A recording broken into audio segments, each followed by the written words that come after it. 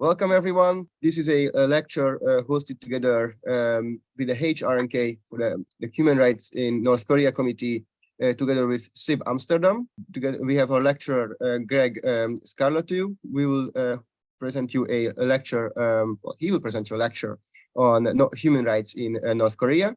And just before we start, for those who are not familiar with SIB yet, I would like to present our association briefly. We are a professional United Nations affiliated student organization where we host lectures, career events, we do excursions, trips, Model United Nations events, and some social activities as well. We are one of the few international relations student associations in the Netherlands that is in English, and we welcome all students in Amsterdam and nearby who have a general interest in international relations.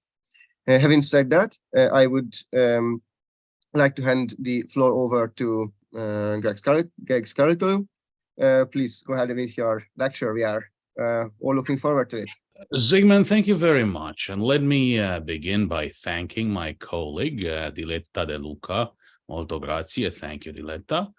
It's always been a great pleasure working with you. This is a fantastic event. Let me also thank Zygmunt and the board of SIB Amsterdam for setting up this event. You know, we do a lot of things. My organization, HRNK, the U.S. Committee for Human Rights in North Korea, was established in 2001. Ever since, we have used a methodology combining satellite imagery, North Korean defector testimony, to shine a light on North Korea's detention system, the chain of command and control that generates North Korea's policy of human rights denial, vulnerable groups, women, children, people in detention in particular.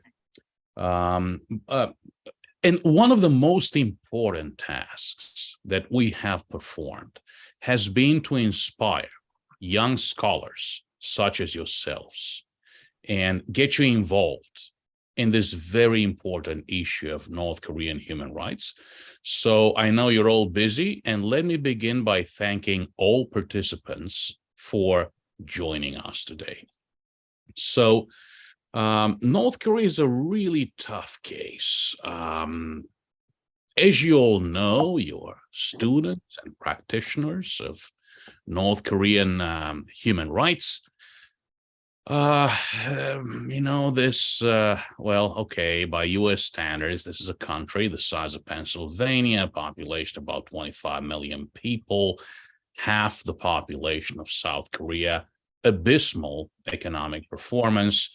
I mean, you know, it goes without saying the legacy of the Cold War is still there. You'll recall that just about 10 days ago, North Korea launched 25 missiles in one single day. So why is this happening? And, you know, why after, you know, pretty much 33 years since the end of the Cold War, why is the Kim family regime still in power? They have managed to execute two hereditary transmissions of power in June 1994 from grandfather Kim Il-sung to son Kim Jong-il, and then from son Kim Jong-il to grandson Kim Jong-un in December 2011. Why is this happening? I'm a naturalized American. I'm originally from Romania. I was born and raised in communist Romania. I was in the midst of the anti-communist revolution in 1989, December. I was a student at Bucharest University studying English language and literature. You know, us Europeans, Eastern Europeans, we experienced all kinds of systems, good, bad, terrible.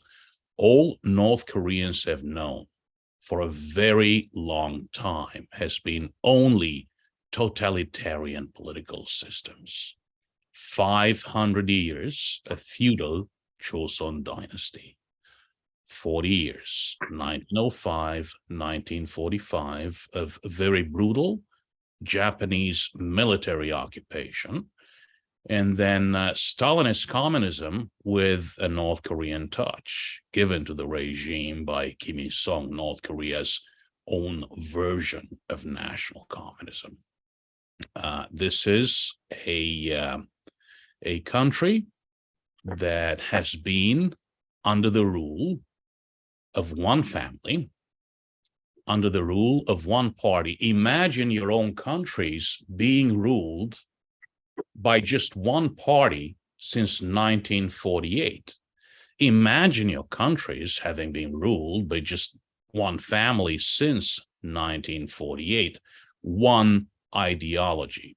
They have adhered to international instruments as a UN member state, of course, the UN Universal Declaration of Human Rights, the International Covenant on Civil and Political Rights, the International Covenant on Economic, Social, and Cultural Rights, the Women's Convention, the Children's Convention, the Convention on the Rights of People with Disabilities, their own constitution, their own legislation, and yet each and every human right is violated in North Korea today, again, including their own legislation.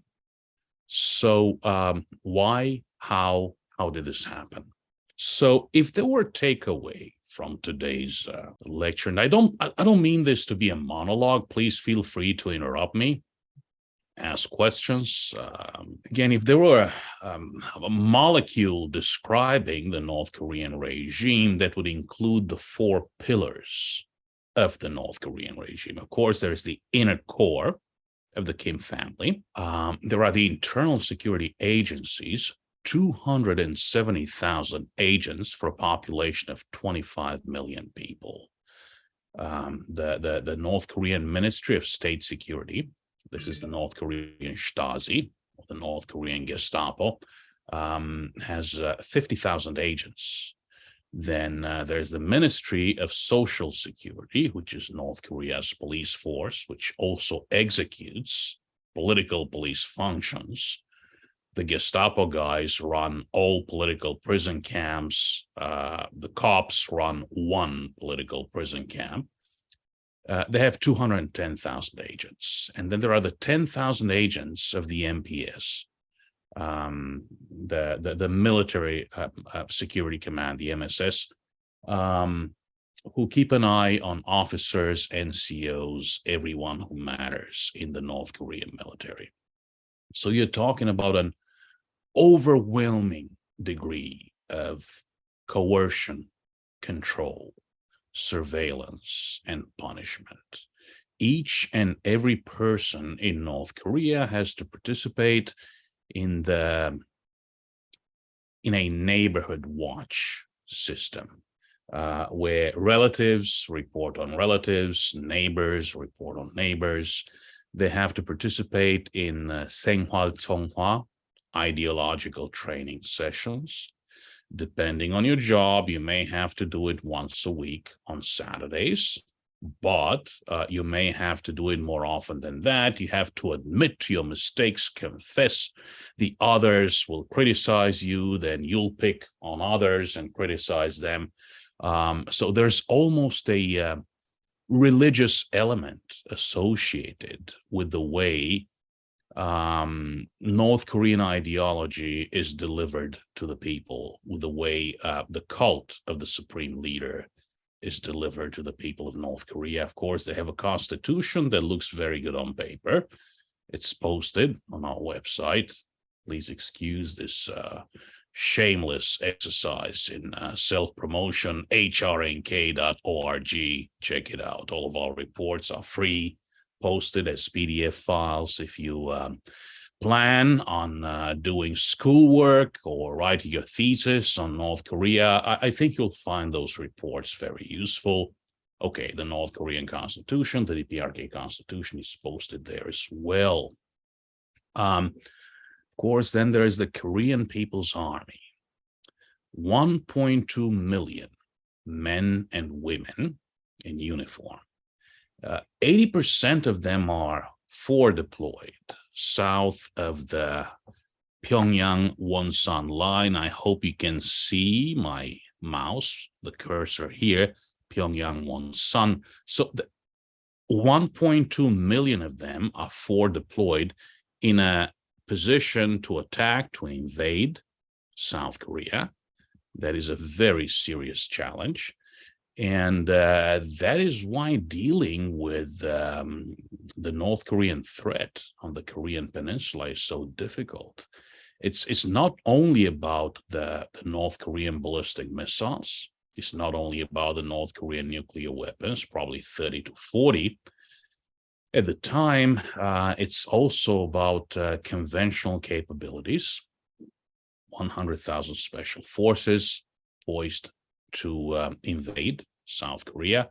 So again, every time the US-South Korea alliance deals with a provocation, sometimes South Korean lives are lost. Over the decades, American lives have been lost. But the fundamental question that has to be asked is, okay, we've lost 2, 4, 5, 10, 200 lives. Is it worth escalating to a conflict that may result in the loss of millions of lives? South Korea continues to live under the ever-present threat of the sheer mass and proximity of the North Korean military. In the news, you will see stories about conflict and tension between the North Korean military and the North Korean Communist Party, the Korean Workers' Party. Do not believe the party rules North Korea. The Korean Workers' Party, the KWP, and the Supreme Leader rule North Korea. If you watch those parades downtown Pyongyang on KWP Day or any other celebration, you will see this slogan. I'm sure we have Korean speakers in the audience. You'll see the slogan reading "Tang Ui Kunde," the military of the party, the army of the party.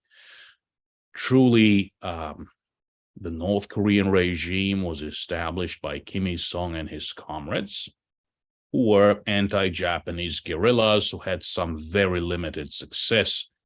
So they were basically a military faction of the Soviet military.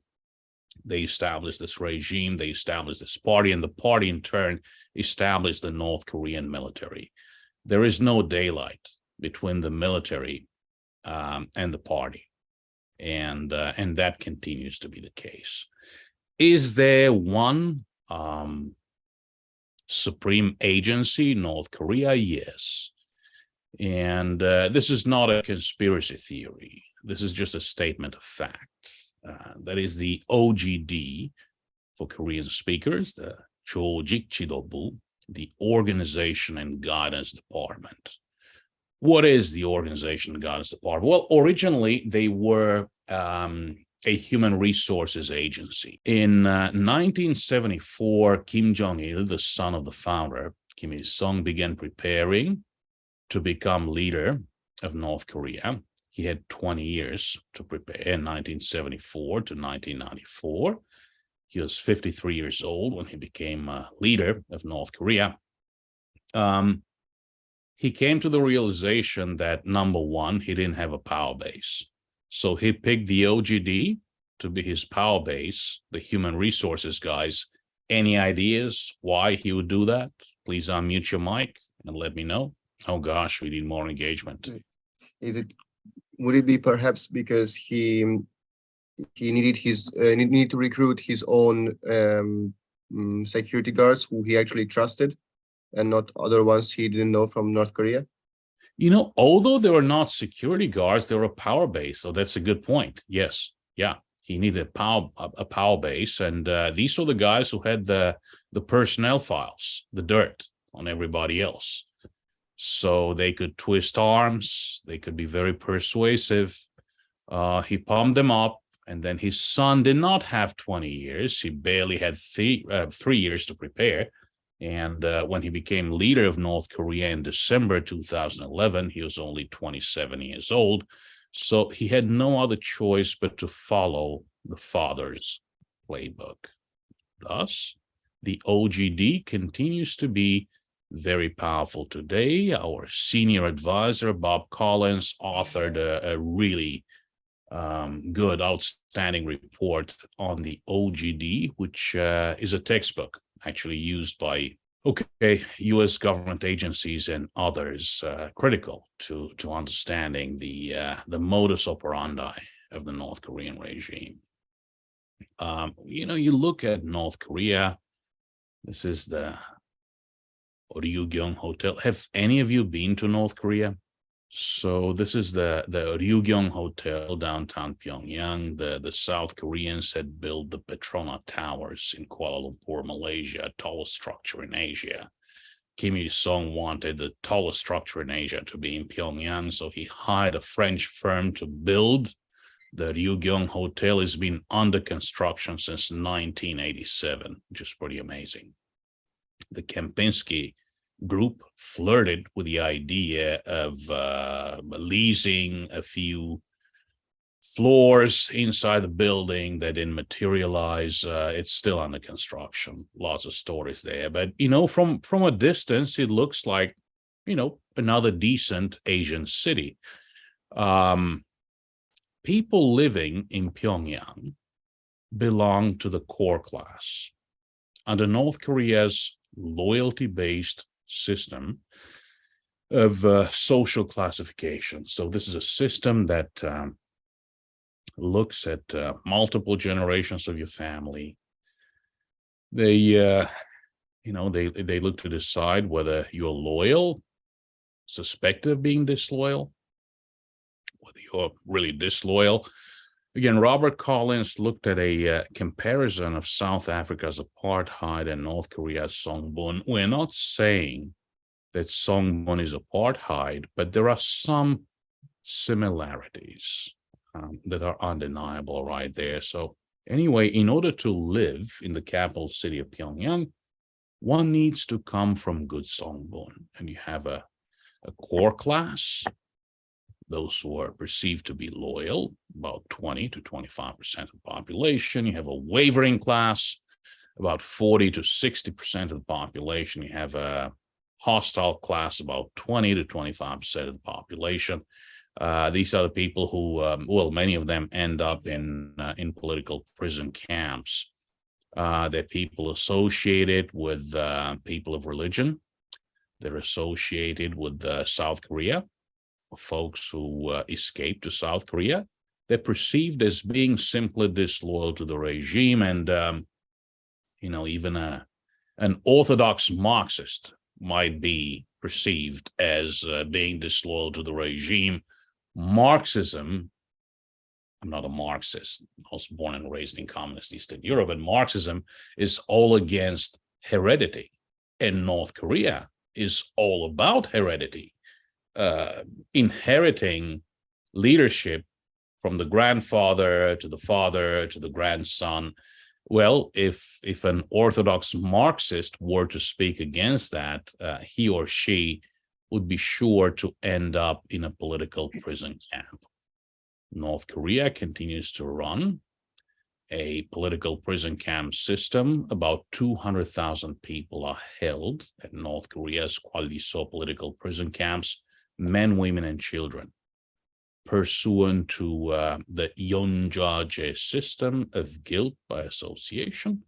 Up to 3 generations of the same family are punished for the perceived wrongdoings of one individual. You look at the streets of Pyongyang, Changjeon Street looks again decent.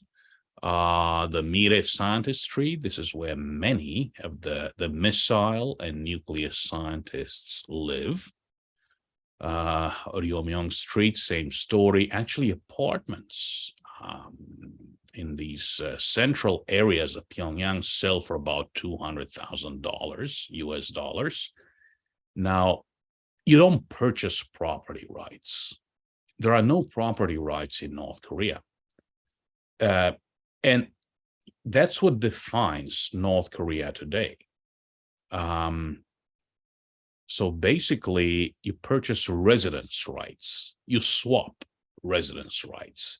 You move from a worse area to a better area, to a smaller apartment, to a bigger apartment. You pay $200,000. You do not have a property title. People drive taxis, trucks, other vehicles for profit, make good money in the process, but they do not hold property titles.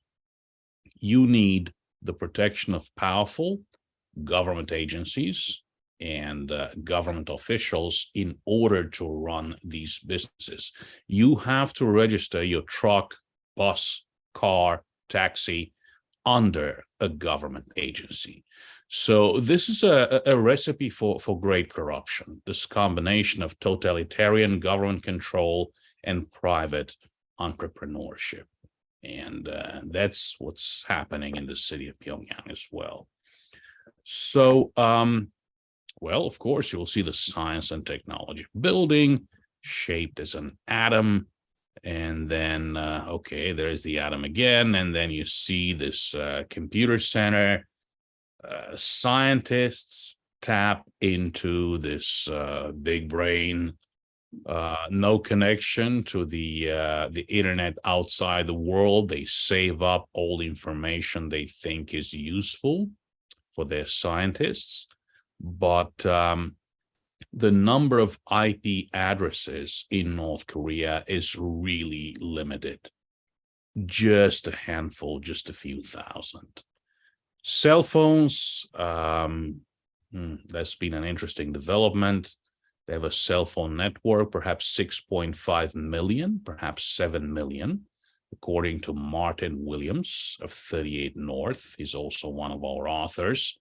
But it's a very isolated cell phone system. They cannot make international calls. International workers inside North Korea cannot talk to North Koreans on the same network. They're part of a separate network. Of course, these days under COVID, international workers have been sent out of North Korea. But this is just to tell you that North Korea is extraordinarily isolated. Okay, now let me take a look at the chat function here.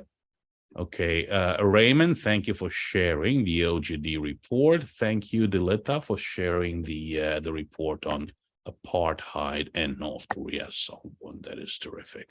Of course, if you look at North Korea's accomplishments on the military-industrial front, they're quite impressive. I was very doubtful of initial reports about North Korean assistance to Russia in the Russia-Ukraine war. I can assure you that the exportation of North Korean artillery munitions to Russia is a fact. And this tells you that the Russian military supply chain is so broken that they need assistance from North Korea and Iran. But I digress. So North Korea went from the Galaxy 3 rocket from Unha-3 to experimenting with submarine-launched ballistic missiles with SLBMs. That's supposedly a nuclear warhead. As you all know, North Korea has executed 6 nuclear tests so far. Missile tests, they're probably pushing 200. This year, they've been testing like crazy, 25 missiles in one day just a couple of weeks ago. And now you have the top of the crop, the Hwasong-15 missile mounted on a TEL, on a transporter erector launch vehicle. The Hwasong-15, and as you can tell from this picture, Kim Jong-un really likes his missile program and missile launches.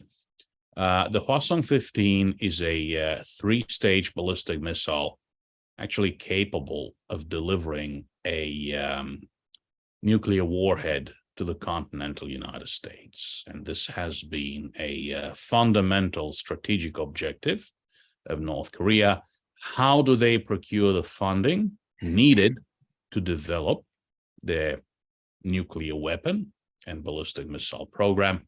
By oppressing and exploiting their own people at home and abroad. It's a picture from 2016. So you saw the pictures of Pyongyang, the ballistic missiles, the nuclear weapons. So this was happening in the aftermath of Typhoon Lion Rock, which hit North Korea really hard. It devastated North Korea. This is a picture from Yonhap News in South Korea, a picture of North Korean disaster recovery operations. Do you see anything striking in this picture? Please unmute your mic and let me know. No equipment. Who was that? Could you please identify yourself? Well, that was me, Nimal, Greg. Nimal, sir, that's my mentor and great friend right there. Nimal, you're right, man, spot on. Dr. Nimal Gunateleke from Michigan. Yeah, no equipment, nothing, right? Not a tractor, not a crane, not a shovel, not an excavator. So this is North Korea outside the capital city of Pyongyang. Do they want their people to die by the millions? No, they don't. But will they have a problem? Will the regime have a problem allowing their people to die by the millions if that's what it takes to preserve the regime? Absolutely not. And, the best testament to this is the humanitarian crisis of the 1990s, when anywhere between 600,000 and 3 million North Koreans died of starvation and disease induced by starvation. So, this is North Korea outside the capital city of Pyongyang, very bleak, very dreary. This is what it looks like. Well, none of you you're too young to have lived in Eastern Europe prior to the fall of the Berlin Wall. But, many areas in Eastern Europe look like this. This is what many areas of North Korea look like today. The regime under Kim Jong-un has been in a mad rush to establish a support base.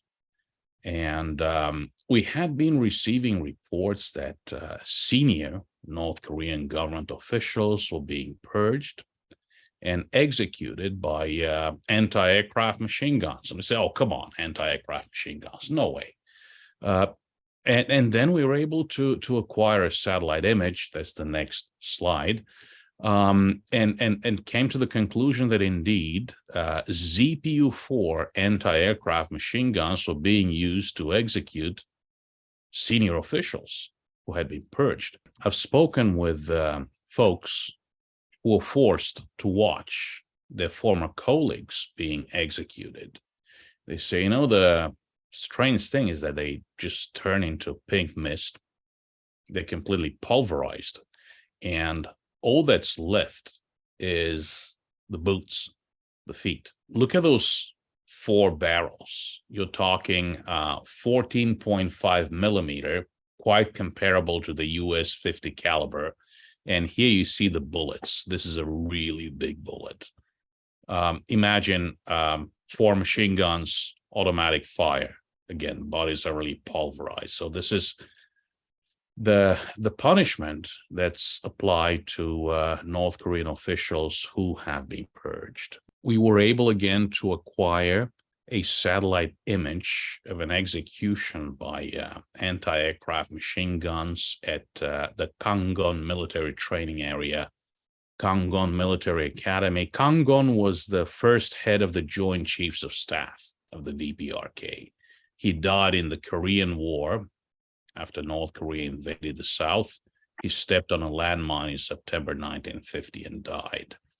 So these officials are executed at a military academy that basically bears the name of one of the country's founding fathers. And I did this with Joe Bermudez, a senior satellite imagery analyst. This is a small arms range, the largest caliber fired. I don't know how many of you have been to a shooting range, but the largest caliber fired is the 7.62 by 39, the AK-47 caliber. You're shooting a much, much bigger bullet. You see targets downrange, just 30 meters. You see 6 ZPU-4 anti-aircraft systems lined up along the firing line. and you see people tied up to stakes, basically. I do not have access to classified satellite imagery, so this is the best resolution I get, but Joe Bermudez does. So I've been asked, are you sure about this? I said, I'm not 99.99% sure. I'm 100% sure that this is what we're watching. And you see the viewing area, you'll see trailers and trucks and stands, and it's just a really gruesome practice. I was talking to North Korean senior escapees over the years prior to Trump's summit meetings. I'm not saying that the summit meetings were a mistake. You try everything available in the diplomatic toolkit. But these folks would tell me that they were terrified. They were terrified by these executions, and that's why they fled. That's why they ran away. So there was an opportunity to see some distance between the Kim family regime, between Kim Jong-un and senior elites. But summit diplomacy somehow conferred some legitimacy upon Kim Jong-un. And that was all done and all squandered away, basically. Of course, he had his own uncle, Chang Song-taek, Kim Il-sung's only brother-in-law, executed with a ZPU-4 anti-aircraft system. He had his own half-brother, Kim JongNam, assassinated at a busy airport in Kuala Lumpur, Malaysia, with a weapon of mass destruction, VX nerve agent. And many of you may have watched the story. If you haven't, please do. Two ladies, one from Vietnam, the other one from Indonesia, were duped by North Korean agents into believing that they were doing just running a prank, basically, for a Japanese TV station. One of them smeared one component onto Kim Jong-nam's face, the other one smeared the other component. It's a binary agent. It has to combine. Anyway, the fellow was dead within minutes. He was a brother from another mother. Kim Jong-un, his brother, Kim Jong-chol, and his sister, Kim Yo-jong, are the sons and daughter. They, beautiful, talented dancer, Korean Japanese, originally from Koyong-hee. Kim Jong-nam was a brother from another mother, Song Hae-rim. Song Hae-rim was a famous North Korean actress, pretty much the Marilyn Monroe of North Korea in the late 60s, early 70s. Kim Jong-il had an affair with her, and Kim Jong-nam was the result of that affair. Okay, what about this lady? I mentioned the Songbun system of social classification.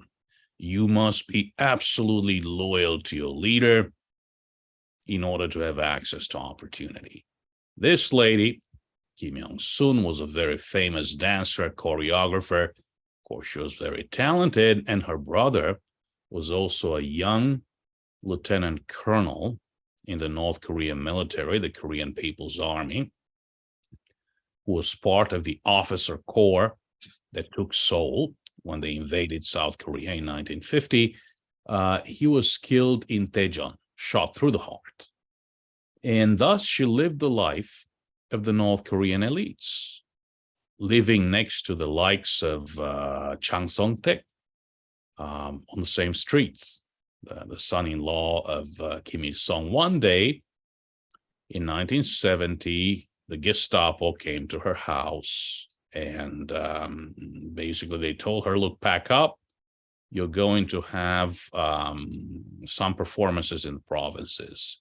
She was taken to political prison camp number 15, Yodo, with her entire family, 1970 to 1978. Why? Because they thought that she knew Song Hae-rim, Kim Jong-il's mistress, and they thought that she knew the whole secret about Kim Jong-il's affair with Song Hae-rim, who was already married again. Remember the Marilyn Monroe of North Korea, The father disapproved of the relationship. She lost her entire family there. Nimal, you met Kim Jong-sun in South Korea. You spoke with her, and you actually wrote a poem about the 4 North Korean ladies, and she was one of them. So why am I bringing her up? So again, she spent time at Yodok. The camp commander eventually found out about her story. They let her out. Again, what she will tell you is what any former political prisoner will tell you. I had no idea what I was there. And she found out that she was there because she had known Kim Jong-il's mistress. She got out of the camp, lived under surveillance for many years, and eventually during the days of the Great Famine, she managed to escape. She's in her mid-80s right now. Only one son survived. All other family members died. She buried them herself, rolled them up in straw mats and buried them. And her son is not in great shape. He spends a lot of time in hospitals, but she continues to be very active, working for this issue of North Korean human rights. I saw her just a few weeks ago when I was in South Korea. We've had some, ups and downs. 2018 State of the Union address. I was the one who brought a disabled North Korean escapee to the State of the Union address, Chisong Ho. He's now a member of the South Korean National Assembly. He's a congressman. He's a parliamentarian in South Korea, which is a huge deal.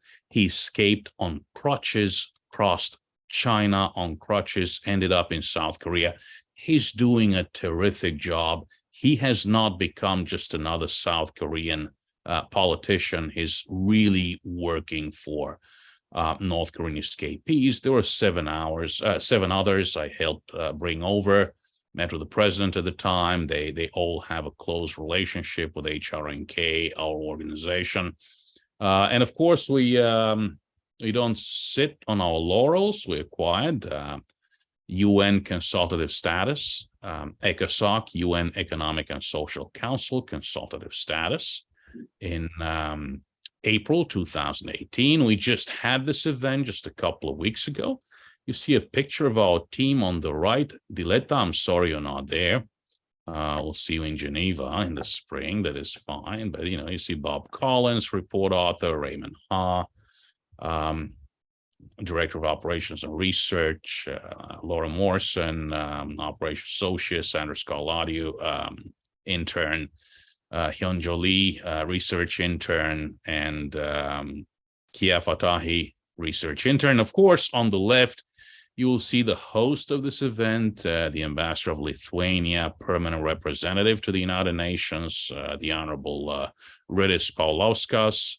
Then to his right, you'll see the current UN Special Rapporteur on the situation of human rights in the DPRK, Professor Elizabeth Salmon, who's Peruvian, and then Professor Lee Shin-hwa of Korea University, who's the current ambassador at large for human rights in North Korea. So we continue to press ahead, and both our research, documentation, and outreach hopefully are making a mark. So what's happening? Is North Korea any different from what it was 1, 2, 5, 10 years ago? The development of informal markets following the Great Famine of the 1990s has been a positive development. Do you recognize that picture on the right? The pies, the brown stuff. Unmute your mic. Let me know what that is. Oreos. Okay.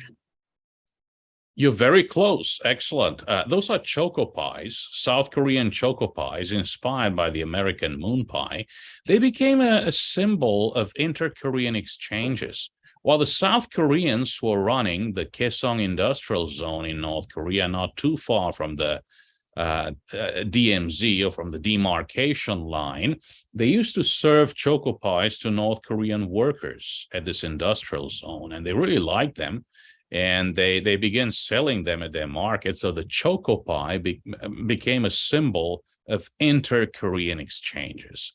Now, of course, those exchanges stopped, and it was no fault of South Korea. It was basically the North Korean regime being quite opaque and not so transparent about how the money received was being spent. Most likely it was being spent on the nuclear and missile program. The workers were getting very little. You're talking about 120 million a year. Anyway, informal markets developed in North Korea post-famine.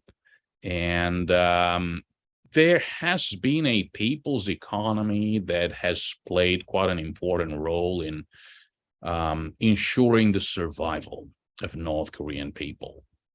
Under COVID, they cracked down very hard on the markets because they do perceive, the regime does perceive the markets as a threat to its survivability. Through the markets, more information got into the country.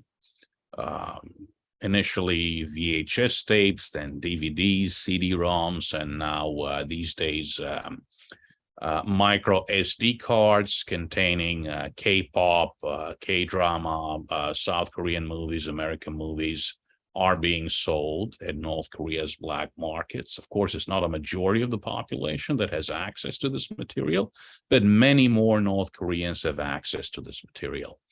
They've developed their own cell phone networks and intranet networks. Again, according to Martin Williams and 38 North, a report just recently published, there may be as many as 7 million North Korean cell phones for a 25 million population. Again, you can make no international calls, but one way we can contact North Koreans inside the country, and we do that through our networks within the North Korean KP community, is to call a broker in the border areas of China on a smuggled Chinese cell phone, and then piece it together with a North Korean official cell phone.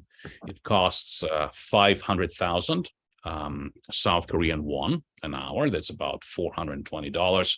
But on and off, you can have a conversation for about an hour.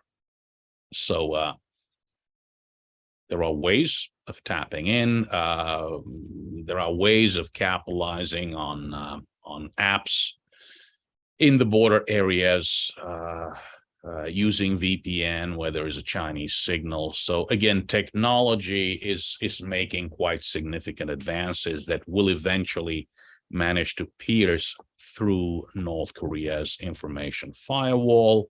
Of course, bribery. The regime has to rely on bribery in order to survive. On the other hand, bribery, corruption are taking a toll on the regime's grip on power. Religion, arguably, Christianity is represented in North Korea. There is an underground church. If you get caught, you get punished very harshly. But arguably, this is also another element that is slowly but surely eroding the regime's grip on power. The regime has been restructuring its political prison camp system. They've been moving camps away from the border with China. It would have been bad PR.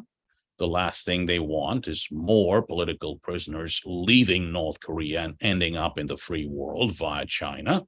But on the other hand, they're relocating these facilities inland. And we have been following very closely via both satellite imagery and defector testimony. What's been happening under COVID-19 in North Korea? Well, initially they dealt with COVID-19 as a public health crisis. Then they did the North Korean thing. They politicized COVID-19. And they basically used and abused COVID-19 to impose draconian measures. They cracked down on information, on those attempting to bring information from the outside world into North Korea, and those attempting to access such information The previous government of President Moon Jae-in in South Korea was very keen on détente and engagement with North Korea. That was reinforced by our own US rounds of summit diplomacy.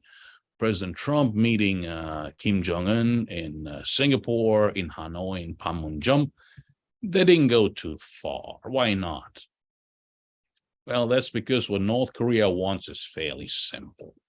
They want normalization of diplomatic relations with the United States. They want recognition as a nuclear power state. They want what they refer to as non-interference in domestic sovereign affairs. Stop talking about human rights. Stop talking about Songbun. Stop talking about political prison camps, about the Kwaliso. Stop talking about the Kyohwaso, re-education to the labor camps. These are internal issues. So full normalization, recognition as a nuclear power state, no more talk about human rights. We're done. And that's it. Now, of course, a lot of things have changed in North Korea. North Korea today, I mean, a lot of folks in the expert community continue to refer to North Korea as a communist state. I don't think North Korea is a communist state any longer. It's a post-communist, post-industrial, dynastic kleptocracy, basically. The things that haven't changed are the fundamental strategic objectives of the Kim family regime. Of course, the first one is survival. This is going to sound preposterous, and as preposterous as that may sound, come on, South Korea is the world's 10th largest economy. The Kim regime still regards unification of the Korean Peninsula on Korean terms, on North Korean terms, under North Korean terms, as the ultimate guarantee of survival. Why? Because South Korea is the other Korea. It presents a very viable model, prosperous, democratic, free, fully respectful of human rights. So for as long as South Korea is still around in its current shape and form, this will be a threat to the North Korean regime. So the North Korean regime will not cease to try to subvert or undermine South Korea. By that, I don't mean that North Korean tanks are just about to roll into North Korea. This can be a very slow, grinding process. Of course, Madagascar was a wonderful cartoon. Watched it with my daughters when they were little. They're adults now. But the size of the economies of Madagascar and North Korea are just about the same. No disrespect to Madagascar. But North Korea stays in the news because of nukes, missiles, missile launches, nuclear tests, and human rights violations. So they really regard their nuclear program and their missile program as a way of gaining international prestige, staying relevant, and of course, maintaining the regime's grip on power. The highest ever defector to end up in South Korea was Hwang Jang-yeop. He was the very creator of the Juche self-reliance ideology. Our senior consultant, Bob Collins, was with the US Army at the time, and he debriefed him. And he asked him a very basic question: why haven't you invaded again? And Hwang Jang-yeop looks him in the eye and says, are you insane? The answer is obvious: nuclear weapons. You have them, we don't. Of course, US tactical nuclear weapons were withdrawn from South Korea in 1991, 1992. There are no nuclear weapons on South Korean territory, as far as we know. So the whole idea of denuclearization of the entire Korean Peninsula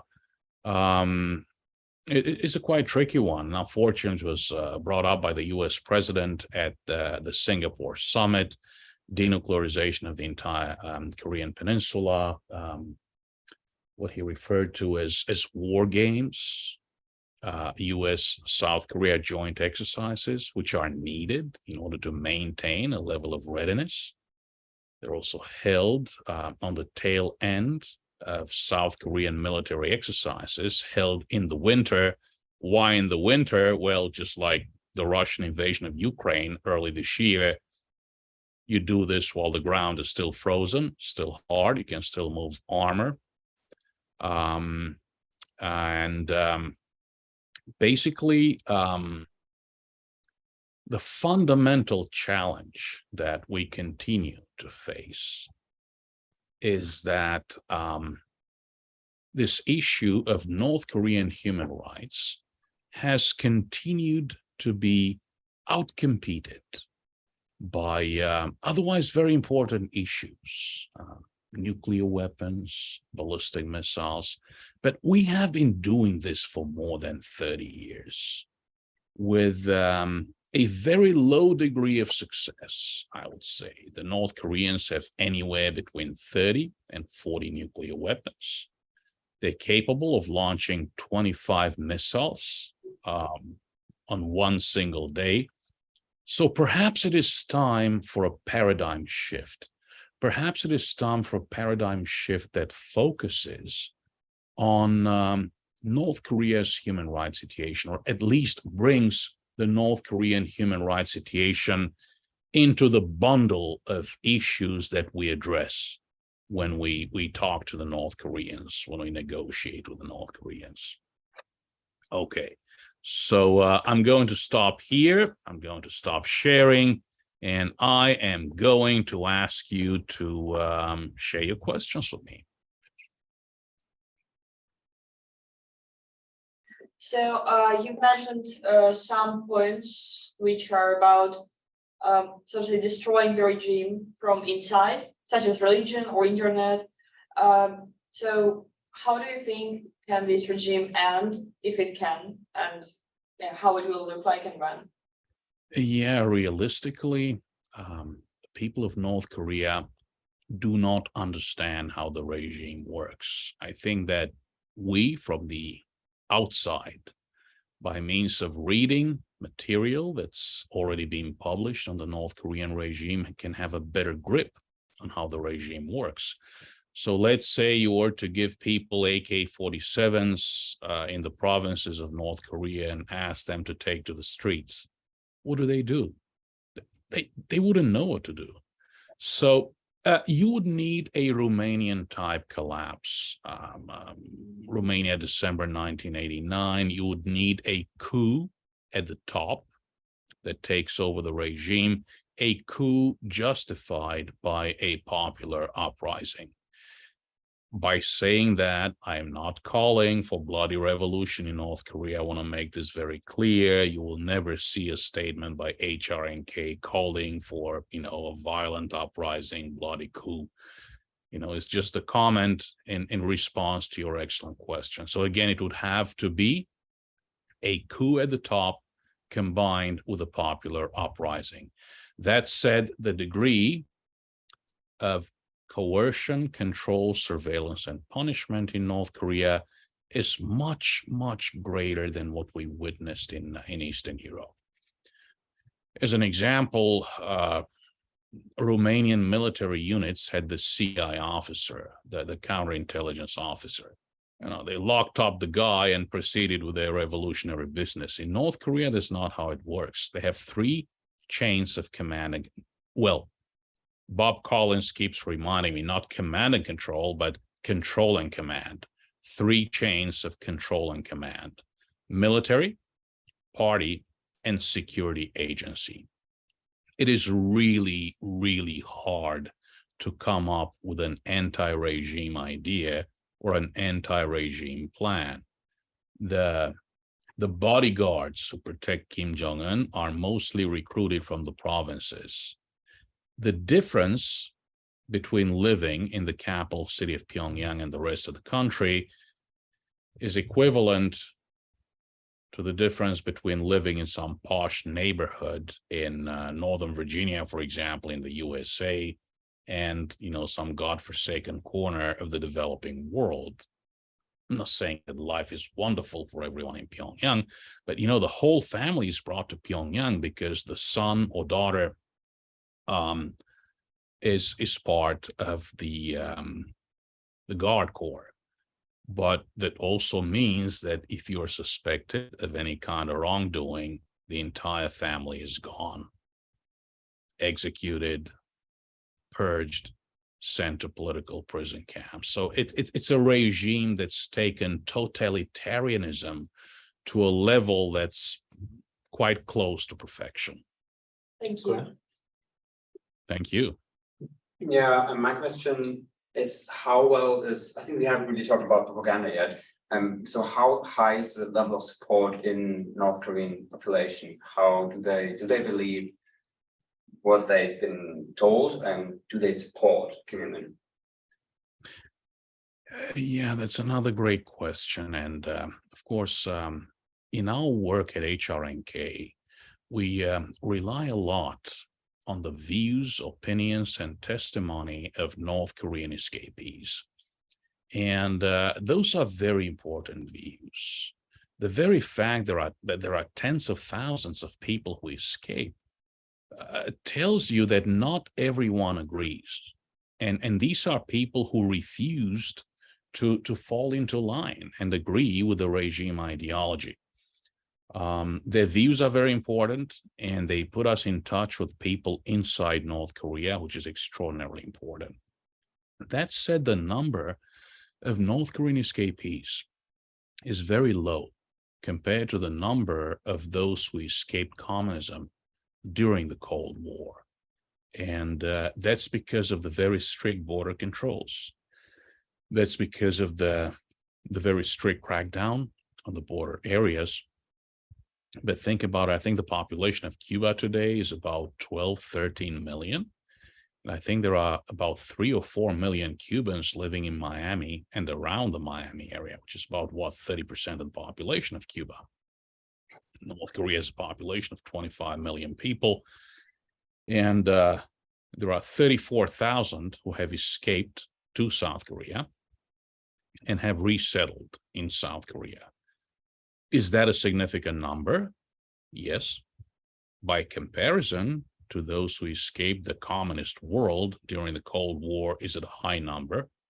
No. So, you know, basically, that's where we are today. And during and after COVID, the regime has cracked down even harder on attempted escapes.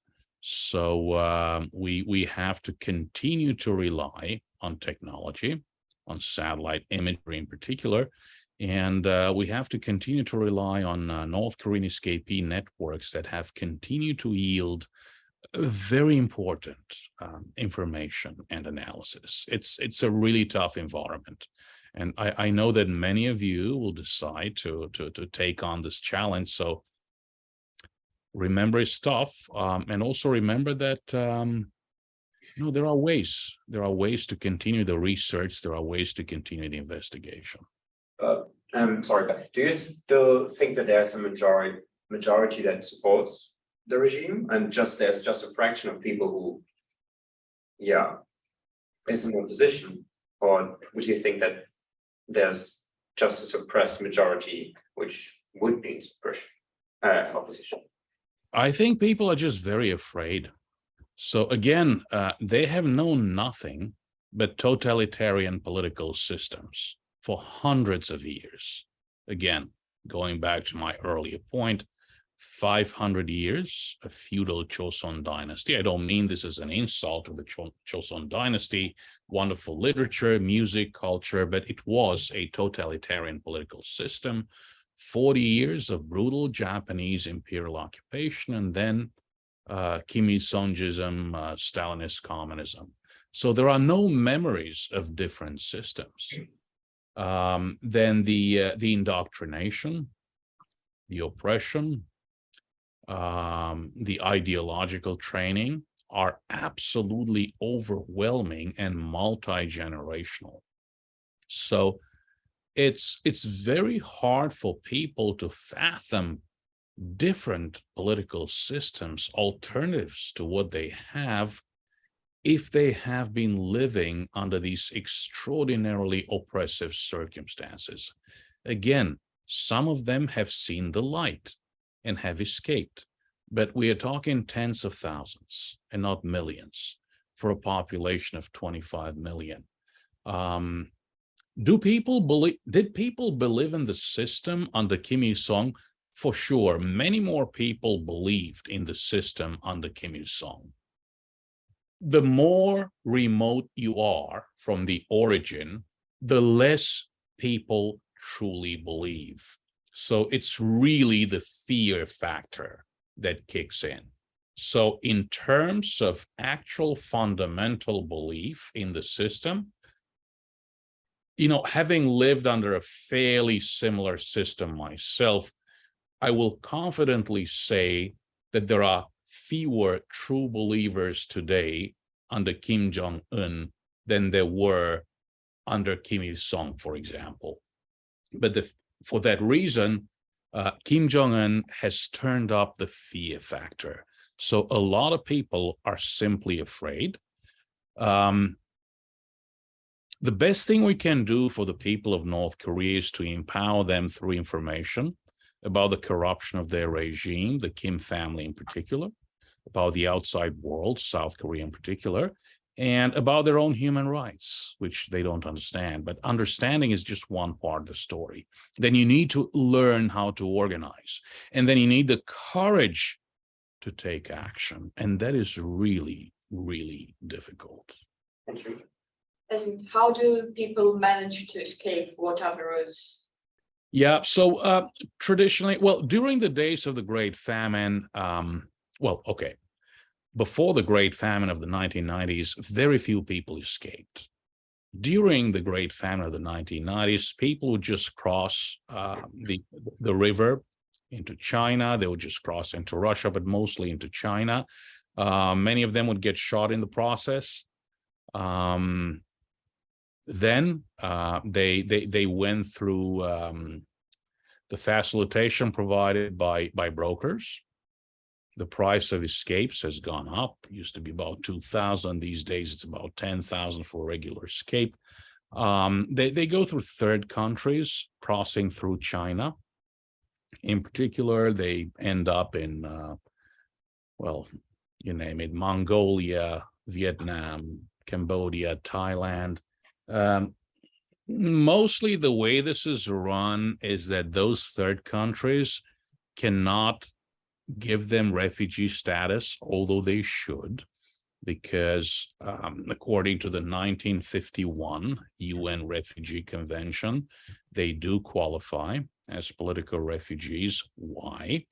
Because if they're forcibly repatriated, and China does forcibly repatriate them, they're repatriated to a place where they face harsh interrogation, torture.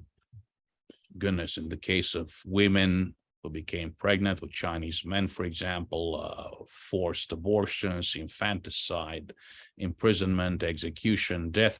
So they return to a place where they face a credible fear of persecution, and that is the standard to grant them political refugee status.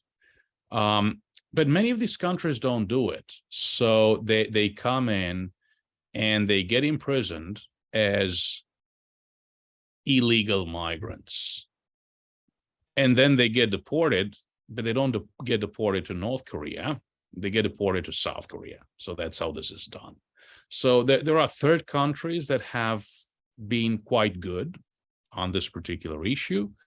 In the summer of 2004, there were more than 500 North Koreans who were sent to South Korea from Vietnam, for example. I always thought China was very friendly with North Korea. Is this true? And can you tell me a little bit about their relationship? Yes. So the fundamental Chinese strategic stance on North Korea has not changed. to China, North Korea continues to be a vassal state, a bargaining chip, a buffer zone between China and capitalist South Korea, a great friend, ally, and partner of the United States. North Korea continues to be a thorn in the side of the United States, so China continues to support North Korea on a very fundamental level. Can China transform North Korea? No. Can China shut down North Korea? Sure, absolutely. Take the Freedom Bridge connecting Dandong in China and Sinŭiju in North Korea, but of course the North Koreans did a much better job of isolating themselves under COVID than anybody else would have done. Have relations been always great and friendly? Absolutely not. So there was a time during and right after the Korean War when the Sino-DPRK relationship was described as the lips and teeth. During the Chinese Cultural Revolution, Kim Il-sung had a very big problem with the Chinese because the Cultural Revolution posed a threat to him. He did not want the same model being applied to the DPRK. So things got so bad that it came down to North Koreans being shot in China and bodies of North Koreans being placed on trains crossing the border into North Korea. During the early days of the Kim Jong-un regime, I think these were just mistakes, but they failed to send Lunar New Year cards to the Chinese and the Russians, and they badly mismanaged the relationship. For a while, when North Korean officials traveled elsewhere, normally they change planes in Beijing. The custom is that they meet their counterparts from the Chinese Foreign Ministry. They have a cup of coffee, tea, glass of whiskey, whatever they have. For a while, this didn't happen. But then right prior to the summit meetings, probably Xi Jinping told Kim Jong-un, I don't know, I was not in the room, I'm just speculating, but, be careful, watch out for this guy. He, you really, really have to be careful because he's going to whack you over the head. There was the unpredictability of the Trump factor, which perhaps again brought Xi Jinping and Kim Jong-un together. But again, China never abandoned its support of North Korea. We work a lot at the UN, and we run into the Chinese a lot. They're very hostile to our organization and our mission, and they're truly supportive of North Korea, together with the other usual suspects, the Russian Federation, Cuba, Venezuela, Belarus, Vietnam, South Africa as well, actually. And we can talk about that if you want to talk about it. Again, they could help us with this particular issue. They should halt, they should stop the forcible repatriation of North Korean refugees. It's a violation of the 1951 Refugee Convention. They're a party to that convention. They still have large numbers of North Koreans on their territory right now. Thank you for the lecture. I was generally interested in their political structure still. You were introducing 3 command and control lines around the monopoly, but based on experiment from China, by the way, so I know if it's a dynastic and kingship-based political region, then there might be power groups or different lineages controlling different resources. That's just general assumption. And also you mentioned their assassination, so I would assume there are competitions as well. And also, I know in the capital city Pyongyang, there are young generations. It's like meritocracy kind of system, because the heirs of the ancestors, founding fathers, they are given the best education resources and built to be the people who can take over the country's management. And all those political, let's say, structures. So my question is, have you seen any political trends or proposals or any kind of structure committees, even unofficially, in the past few years, maybe events? And then how are they interacting with the three commanding and control lines? Just in general, how would they do decision makings when it comes to directional topics? Thank you. Great question.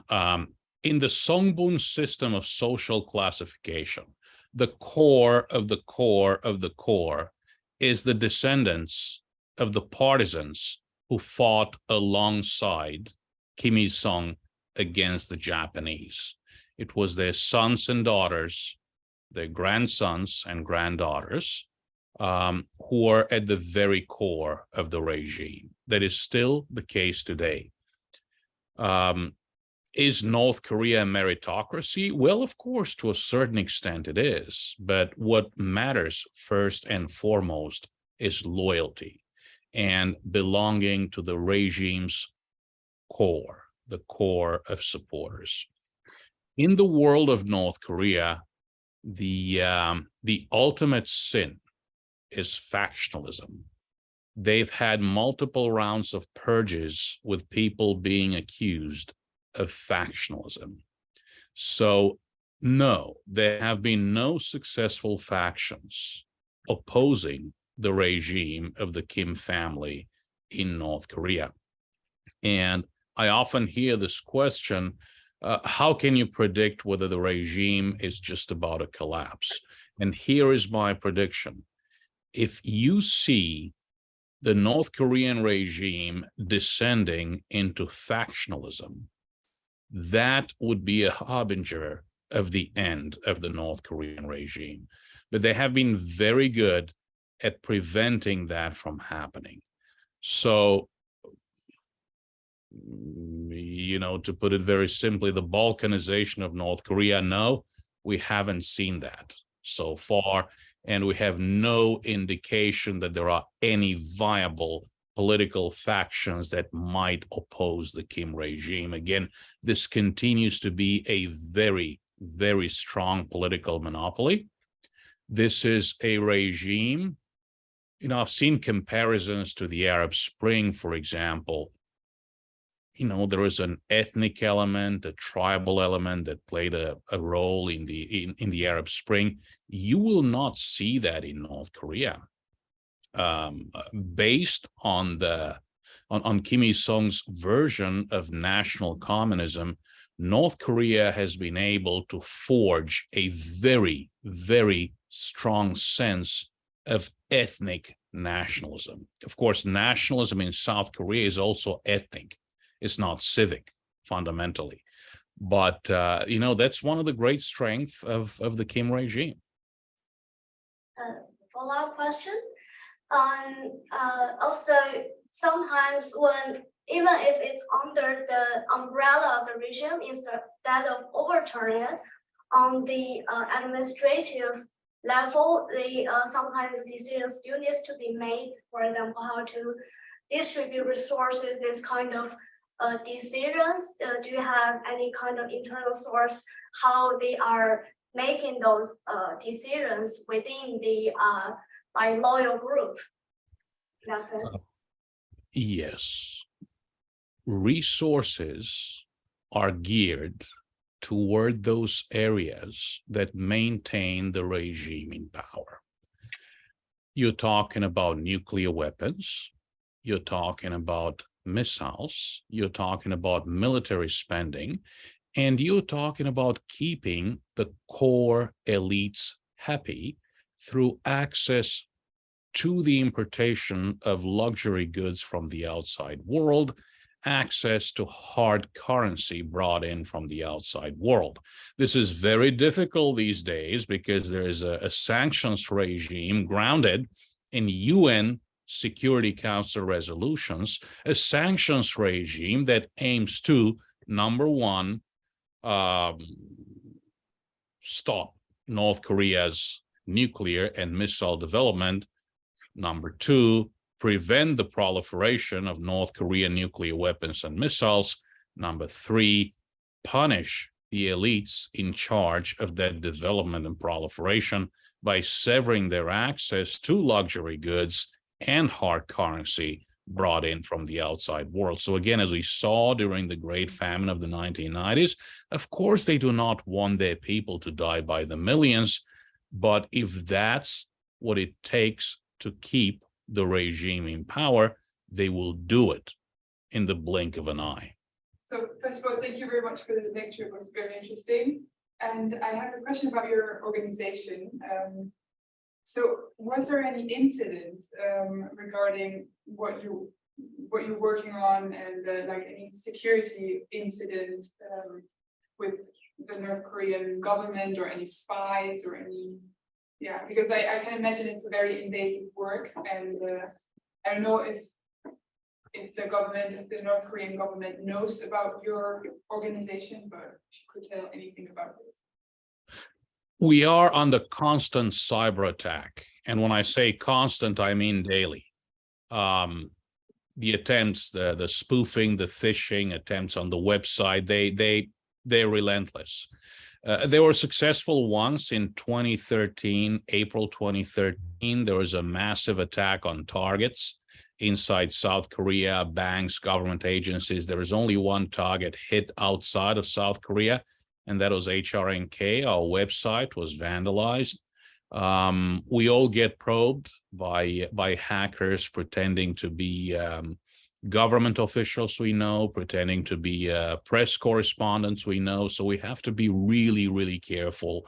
And we're constantly in the process of reinforcing our cyber defenses. Once it came very close, somebody managed to hack into the email that was managing our appointments. So somebody outside the organization knew where we were, whom we were meeting, what time we were meeting other folks. So that came pretty close to an actual kinetic threat. So these things have happened.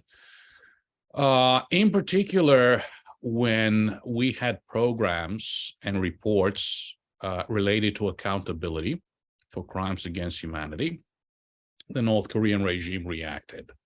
We had a very big program on March the 3rd here in Washington at our office. Neve Pillay, former UN High Commissioner for Human Rights, Justice Wolfgang Schomburg of Germany, Judge Sylvia Cartwright of New Zealand, Judge Sylvia Fernandez of Argentina, they participated. So we're talking former International Criminal Court, ICTY, International Criminal Tribunal for the former Yugoslavia, Rwanda, judges who participated, huge. We did this in collaboration with the International Bar Association. 3 days before that, the North Korean Ministry of Foreign Affairs published an article on their main webpage, basically blasting us as a stooge of US imperialism, yada, yada. You know how they do this. This happened on previous occasions as well. Now, we have been extraordinarily careful to protect the identity of witnesses in particular. And we work with witnesses in South Korea, in Europe, in the United States, and also witnesses in the border areas with China, witnesses inside North Korea as well. We have never had one single incident affecting the personal safety of one of our witnesses. So blissfully and thankfully, things have never gone kinetic. Again, of course, the North Koreans have assets everywhere, but this tells you that we are good, but perhaps not that good, because we as far as we know, we have not faced any kinetic challenges. But cyber challenges, oh yes, on a daily basis, no doubt about that. Thank you. I see some questions online. I think we'll take those first. Jacob, do you want to go ahead? Yeah, thank you. Yes, so I'm not a student in this field of research, so forgive me if I ask a question that might seem obvious to you, but I was wondering if you could elaborate on you said that North Korea is a post-communistic, post-industrial dynastic kleptocracy. So I was wondering if you could elaborate a little bit on that concept. The elites of North Korea are the contemporary aristocracy of North Korea today. They rule the country with an iron fist. They live luxurious lives. The Kim family is a dynastic regime. Marxism is fundamentally opposed to heredity. So that's why I argue that this is a post-communist regime.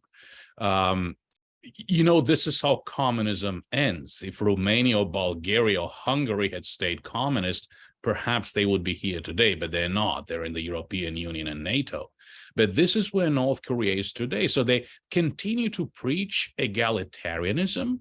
They continue to preach that North Korea is a workers' paradise. It is not.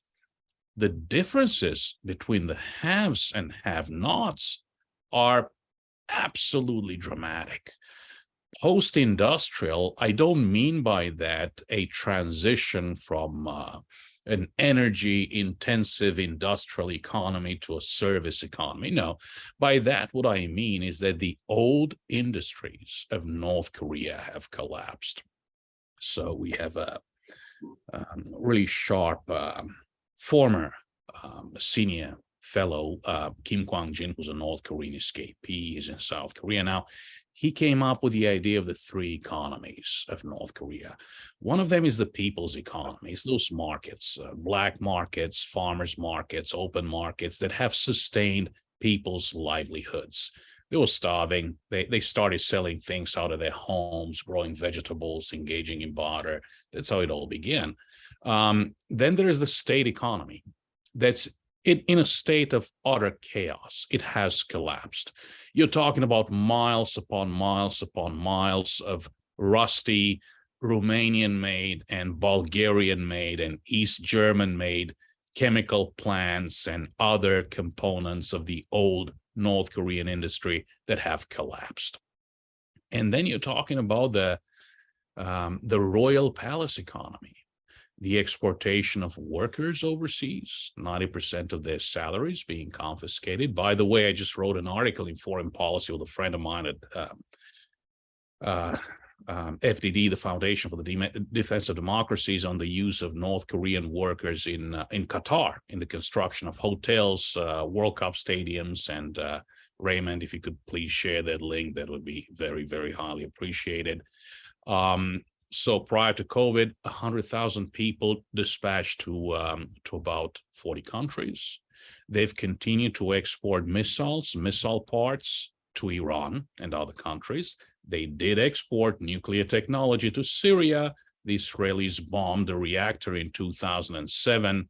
Assad just kept quiet, didn't complain to the UN. North Korean scientists and other workers were killed in the strike. And the structure of the reactor was very similar to Yongbyon in North Korea, which is an old Soviet design. There's the exportation of illicit drugs. There's, well, we're not sure if that continues to this day, but the exportation of the super dollar bills, remember North Korean fake currency. Why was it so good? Because they were using state assets to counterfeit US dollars, Swiss-made imbroglio presses. Why were their fake Marlboros so good? Because, again, they use state assets to produce them. So, again, the regime has continued to sustain itself through these means. The people have tried to sustain themselves, but fundamentally the official state economy is in shambles. People punch in, they punch out, because in North Korea it's illegal to be unemployed, but there's no work, there's no money. The average monthly salary of a North Korean industrial worker is $3. That buys you nothing. So you punch in, you punch out, you bribe your supervisors, you go to the markets, you do something else, you engage in some other type of activity. North Koreans are very smart, very entrepreneurial. They're true survivors.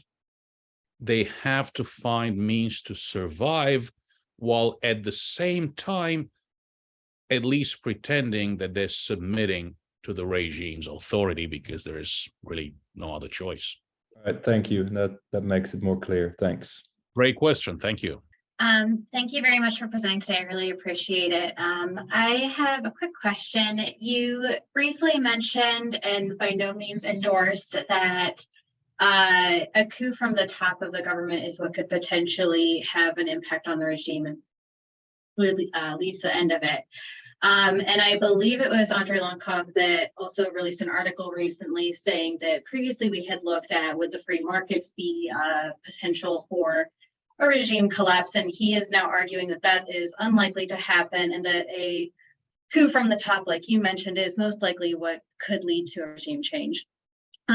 So my question is, how do we target trying to get information to people at the top and for them to care when arguably they're the ones that benefit most from the regime actually remaining intact?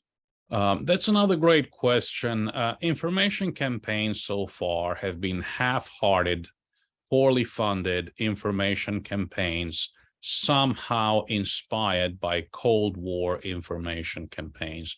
We never got too serious about this. It's much more difficult now under COVID and post-COVID because they've cracked down really hard on information. Again, the only thing the outside world can do is to inspire the people of North Korea through information from the outside world. But here is the big question. Why do RFA and VOA no longer call for regime change? You cannot do that. Budapest 1956. Hungarians rise up against the regime. They rise up against the regime. They're out in the streets being killed by the Soviets, and nobody comes to their rescue. You really need a coherent, again, by the way, executive director of HRNK, I am not calling for regime change. I'm just talking, violent regime change, just talking about history. But, whoever might think this through would have to think that, what do you do when people are out in the streets? We saw this in Iran in 2009. We are seeing this in Iran today. Again, what are we doing? I don't know. Maybe we are doing something weird in international civil society. I have no idea. I don't deal with Iran, but you cannot just leave them out there to dry. I mean, once you try to foment dramatic change, you need a plan to follow through. Now, of course, there are contingency plans involving the Republic of Korea, South Korea, and the United States. There are operational plans. The trick is, of course, to connect the two. And, in an environment where you're talking about at least 30 to 40 nuclear weapons, where you're not very sure about the chain of control and command, I think that strategic planners would be very nervous. Kim Jong-un is terrible. The current regime is terrible. And on the other hand, you cannot be sure that the alternative will be safer for the Korean people living on the Korean Peninsula and everyone in the region, in the Indo-Pacific region. But you're right, Stephanie, no doubt. Information campaigns are needed. Information campaigns targeting various sectors of North Korean society based on a full understanding of the Songbun system of social classification and social stratification in North Korea. The messaging must be different. You need containment. You need deterrence. You need to improve missile defenses, quite frankly, because they've made absolutely spectacular progress. Again, 25 missiles in one day. That's incredible. Thank you. I appreciate your response. Thank you. So with rise of K-pop and K-drama, do you think it could inspire people to demand change with the government and North Korea becoming something like China with having their private network, but still trading with the outside world? Adita, that's a great question. And we have come across North Korean escapees. who stated that they watched South Korean movies, K-drama, K-pop, which basically helped them make up their minds to escape to South Korea or to other countries. What's happening in China right now, and the hope has been for almost 3 decades that North Korea perhaps might take the Chinese path and go for economic reforms at the very least. But what we're seeing right now is that China is becoming more like North Korea. So things are going the other way, which is a rather troubling development. As one who grew up on the other side of the Iron Curtain in Eastern Europe, I was 19. Well, that tells you how old I am. I was 19 when communism fell. Of course, I think that Western pop culture, Western music played an extraordinarily important role in the upbringing of a young generation that brought down communism. Of course, our music back in the 80s was, you name it, Pink Floyd, Led Zeppelin, Metallica, Iron Maiden, the Scorpions. That was the music of rebellion, really. K-pop, not so much so. So I don't know. So undoubtedly, young people in North Korea acquire an interest in South Korea and the outside world if they come in contact with K-culture, with K-pop, which is wonderful. Now, does this foment thoughts of rebellion and change? I'm not so sure about that. But we do need to enhance exposure to South Korea, to K-pop, to K-culture in particular. No doubt about that. These days, the regime is very nervous about K-pop and K-drama. So if you get caught watching American movies, you may be okay. You get caught watching Chinese drama, you may be okay. Anything South Korean, big problem. You'll get punished. You'll do some jail time at least 3 years at a Kyohwaso re-education through labor camps, at the very least. And this tells you that the regime is indeed worried about the influence of K-pop, K-drama, South Korean culture. I have a question about, so at the center of like North Korea is like the Kim family. What would happen if like, and of course, these are just speculations, but like, what would happen if like the Kim family like suddenly died or like they were like assassinated or anything? What would happen with the country? Like, would it be a power vacuum? Would it just like all fall apart? Would South Korea come into play, or like China, or like what would happen? Like, what do you think? There wouldn't be a power vacuum. The men in the Kim family have a rather troubling history of heart health and heart disease. Remember, Kim Il-sung died of a heart attack. Kim Jong-il died of a stroke. Kim Jong-un, I mean, I don't mean to judge based on anybody's body weight or height or anything like that. I mean, who am I to judge? I've got my own issues. But, you know, for a Korean man, he looks rather peculiar and he's had some health issues. And I have no doubt that the inner core of the Kim regime, the OGD, the Organization and Guidance Department in particular, has a plan for succession. Now, what might that plan be? I would like to recommend the OGD report by Bob Collins, available again on HRNK.org. I think it's section 13 or 14. I don't remember exactly right now, but anyway, 13 or 14 on succession. So you would have a number of names on the table. You would have, of course, the younger members of the Kim family.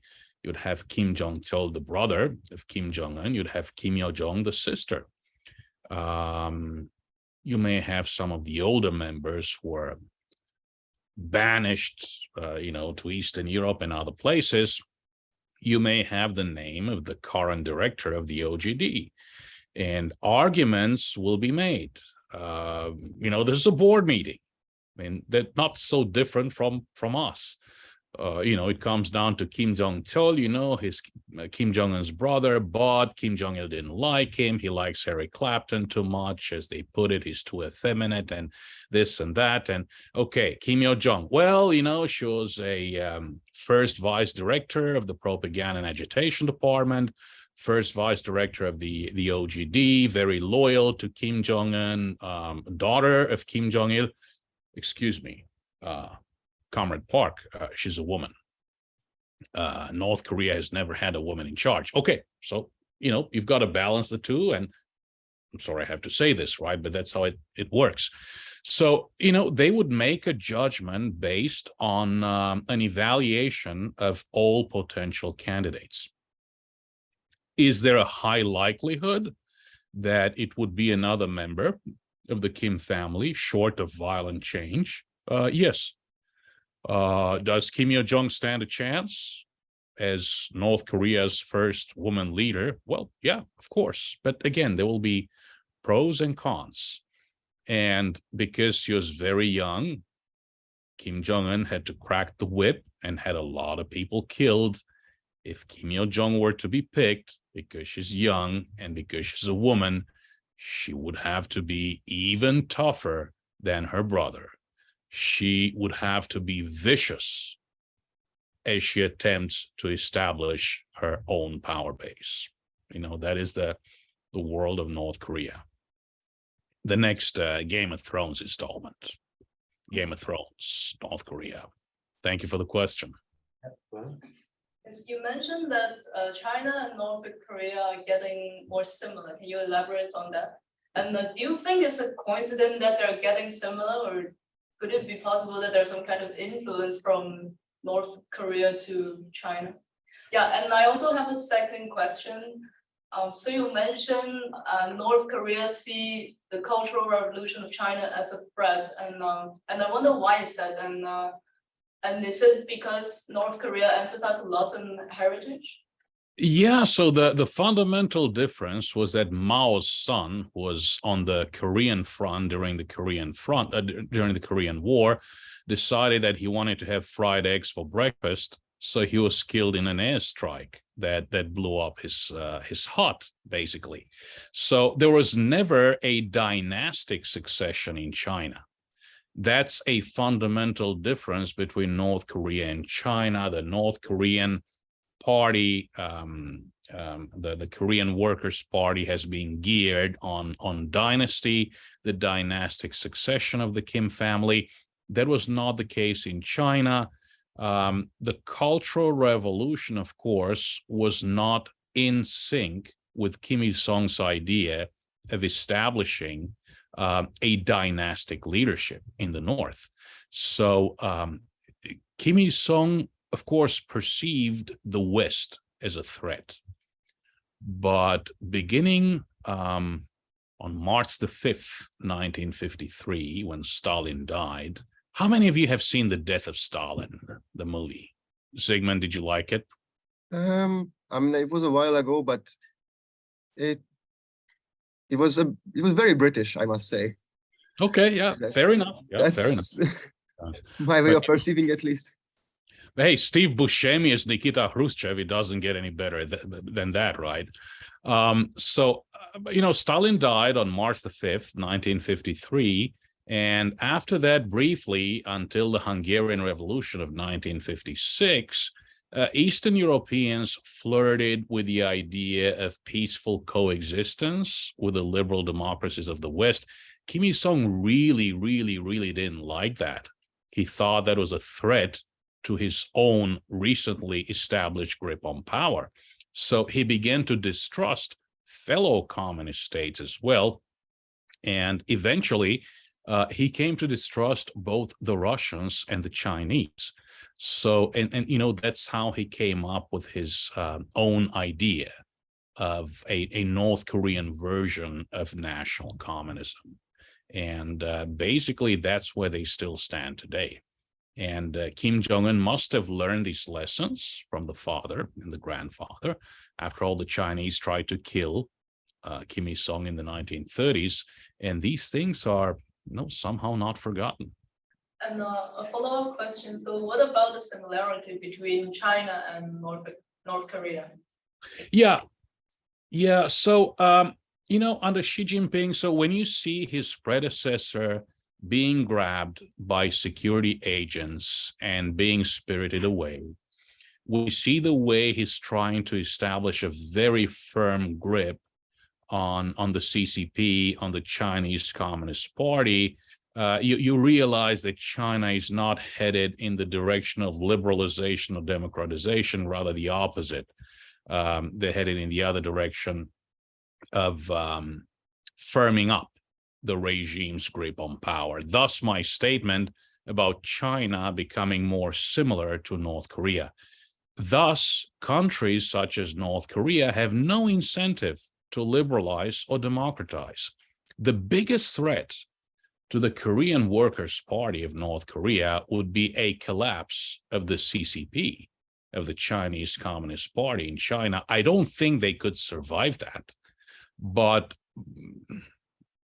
obviously, I don't think we're headed in that direction. Again, it's a very complex international situation.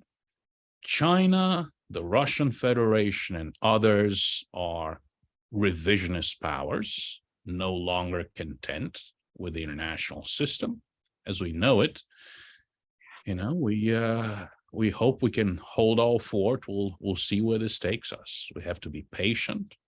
We have to be resilient. We have to be wise. And, if you look at what just happened in Poland, perhaps it's not a bad time to have older politicians in power. Despite all controversy, they have the wisdom to be patient, resilient, and quite frankly, avoid World War III, which none of us want. You mentioned that you have contact with people within North Korea. So I wondered, how do you establish this contact in practice? And how does your organization work, or what does it? I am a fluent Korean speaker, and yet I never talk directly to people inside North Korea. I ask friends, colleagues within the North Korean escapee network, in South Korea in particular, but also in Europe and in the USA, to talk to sources inside North Korea. They call a broker on a smuggled Chinese cell phone close to the border with China. They also use a North Korean cell phone. They piece them together. They call a person inland. You have a conversation for about an hour. You have to hang up, dial again, because they get triangulated and they could get caught. So that's how you contact sources inside the country. It's very expensive, but it's very expensive for a reason. The broker who is in possession of the Chinese smuggled phone has to put it in a Ziploc bag, bury it, travel inland to retrieve the North Korean official cell phone. Roads are bad, railways are bad. It takes many days, many hours, and many days. It's a very laborious process, thus the high cost. It's very difficult, but it is possible. People have been afraid under COVID because there are much stricter controls in place, but we have been able to extract some information out of the country, and things are getting a little bit better right now, I have to say. And then again, of course, satellite imagery is a big part of the story, and satellite imagery is only one part of the story. You really need the human intelligence as well to cross-check and double-check your satellite imagery. And what are the strategies of your organization? The strategy of the organization at a very fundamental level is to find out and tell the truth about the North Korean human rights situation. There are 10 policy recommendations posted on our website, hrnk.org. Once again, shut down North Korea's vast system of political imprisonment, Steps leading to that allow access to the, for example, the UN Special Rapporteur on the human rights situation in the DPRK, the UN High Commissioner for Human Rights, the International Committee of the Red Cross, the ICRC, allow humanitarian missions to be carried out and reach out to North Korean detention facilities, address the most vulnerable groups, gain access on the ground, conduct fact-finding missions in transparent fashion, have the ability to run monitoring and evaluation of humanitarian programs. You cannot just take whatever the DPRK regime is saying at face value. You need to know who needs what, where, what gender, what age group, what nutritional deficiencies, and so on and so forth. You need to do away with the Songbun system of social classification. You need North Korea to join the International Labor Organization. You need North Korea to abide by the obligations it has assumed under the UN Universal Declaration of Human Rights as a UN member state, the two covenants, the Women's Convention, the Children's Convention, the Convention on the Rights of People with Disabilities. You need North Korea to focus resources on the human rights, improving the human rights and human security of its own people, and not on its nuclear and missile program. South Korea has no intention to invade North Korea.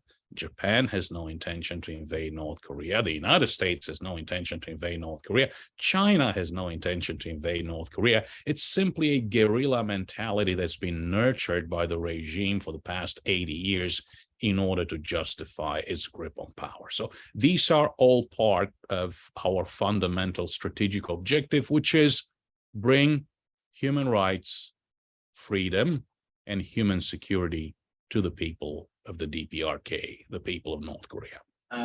What do you expect for like the human rights for the coming decades in North Korea? Do you think it will stay the same, or it'll get worse, or get better maybe? Well, we need leadership, and we did see a coalition of like-minded UN member states, the Republic of Korea, the European Union, Japan, the United States, New Zealand, Australia, and others, pushing for very relevant action at the United Nations. For a while, this subsided. We, the Americans, went through our rounds of summit diplomacy.